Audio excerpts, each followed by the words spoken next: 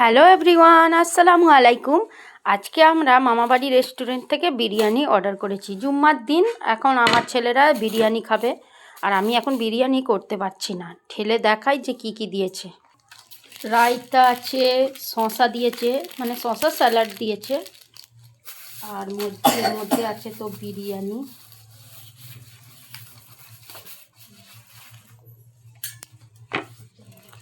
Chicken তো আছেই, mutton তো খাই না, চিকেনই আছে। খুলতেই সুন্দর স্মেল একটা। ওয়াও, চিকেনের পিসেসটা দারুণ।